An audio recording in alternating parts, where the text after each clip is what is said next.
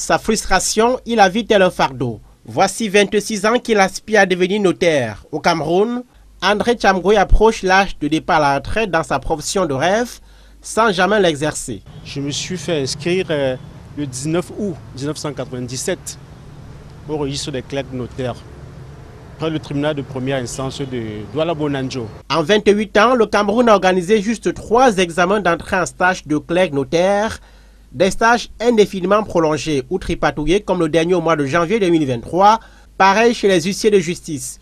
Le dernier examen de fin de stage date de 23 ans. Les candidats admis comme maître Philomène Tabougia attendent depuis l'an 2000 le décret présidentiel qui les nomme aux charges. Je fais partie de la catégorie au Cameroun des huissiers de justice dans la rue. Je le dis parce que quand vous prenez la hiérarchie de la profession de l'huissier de justice, quelqu'un qui a mon statut est assimilé à un chômeur. Chez les huissiers, 350 charges sont vacantes en raison du décès de leur titulaire ou alors qu'elles n'ont jamais été pourvues.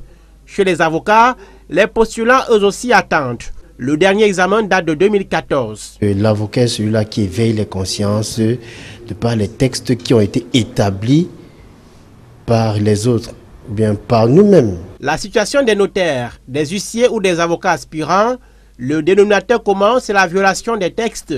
Le cadre juridique en vigueur prévoit un examen par an. Ici comme là, le déficit chez les avocats, c'est au moins 4000 professionnels, d'après une source au barreau du Cameroun. Si eux aussi ils avaient la robe, on aurait davantage de temps à consacrer au dossier. Aujourd'hui, un avocat est obligé de traiter au moins 10-15 dossiers lui-même par jour.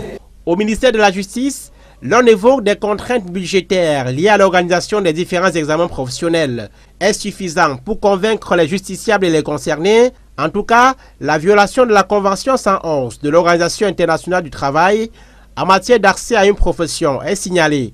Elle interdit aux États d'altérer le principe d'égalité des chances et des traitements discriminatoires en matière d'emploi et de profession.